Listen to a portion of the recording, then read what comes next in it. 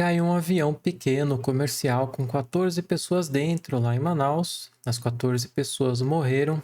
E quais são as explicações do espiritismo para isso?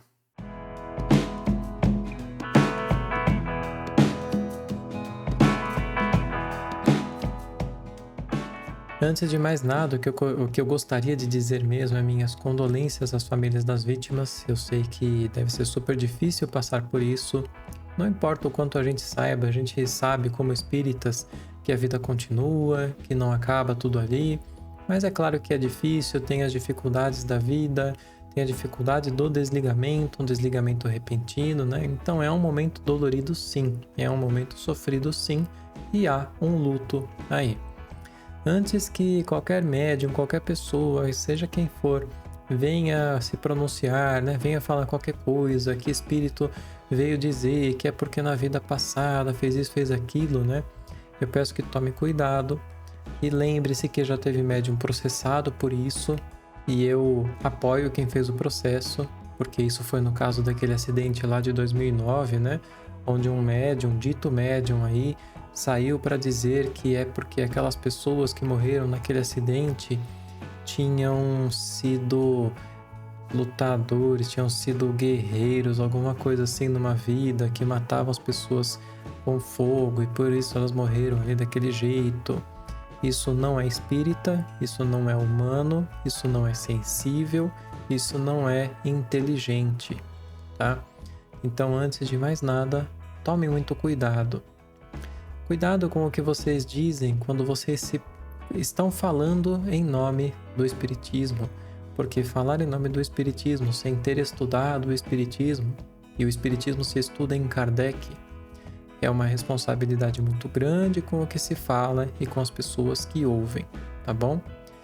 A gente começou, não sei porquê, a humanidade em geral e os espíritas inclusive, a criar uma questão muito forte com a morte, como se tudo o que acontece devesse ter uma relação que pudesse explicar aquilo. Mas a gente se esquece que nós estamos encarnados na matéria e que a morte atinge a todo ser vivo. Todos os dias animais morrem. Todos os dias acontecem até desastres que matam milhares de animais. Acontecem doenças que, por exemplo, matam nossos animais domésticos, nossos cachorrinhos, por exemplo, que têm doenças às vezes bastante tristes e morrem. E eles não fizeram nada para sofrer aquilo. Então, por que é que nós temos que ter feito alguma coisa para sofrer aquilo? Por que essa relação de causalidade, que de fato não existe? Claro, nós, como espíritos conscientes, fazemos nossas escolhas. Inclusive, muitas vezes, a decorrência das escolhas que nós fazemos, é o que gera doenças, é o que gera mortes. Isso também acontece. Nós também podemos fazer escolhas prévias antes de nascer, que a gente vai morrer de uma certa forma, que a gente vai passar por uma certa coisa.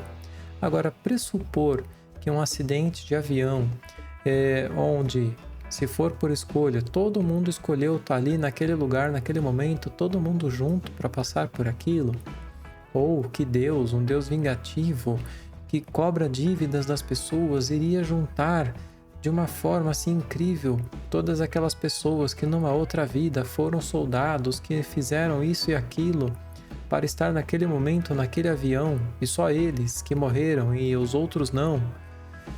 Não faz sentido. E quando a gente começa a ver os fatos da vida, a gente vê que, por exemplo, o avião caiu porque usaram um parafuso errado, caiu por uma sequência de fatores.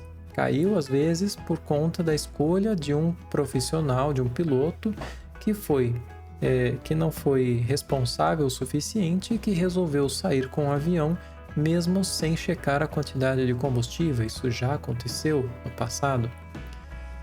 Então, as coisas acontecem, faz parte da vida. Assim como aconteceu esses dias, esse desastre na Líbia, onde milhares de pessoas morreram. Por quê? Morreram porque deviam alguma coisa? Não, morreram porque é assim que acontece, porque nós estamos vivos. E a morte é só mais uma morte.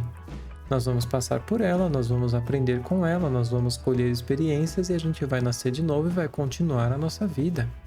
A gente precisa tirar da nossa cabeça essa falsa relação de causalidade, da mesma forma que a gente precisa tirar essa falsa ideia de que a pessoa que nasce de tal forma é porque na vida passada fez tal coisa. Não é assim que as coisas são. Eu vou continuar dizendo isso até vocês se cansarem e eu também. Porque infelizmente a gente vê isso o tempo todo, pessoas falando que é em nome do Espiritismo, como o Espiritismo vê, o que o Espiritismo diz sobre isso e fala abobrinha. E isso faz com que todas as pessoas que não conhecem a doutrina, que criticam o Espiritismo ou que criticam essas falsas ideias, tenham ainda mais motivo para dizer. E eu canso de ver todos os dias pessoas que dizem que saíram do Espiritismo porque elas não conseguem ver racionalidade nisso, é só mais uma religião para elas. E é o que o movimento espírita se tornou. Então, vamos voltar ao estudo, né, gente? Era só o que eu tinha para hoje. Obrigado por ficar até aqui, um grande abraço e até o próximo vídeo.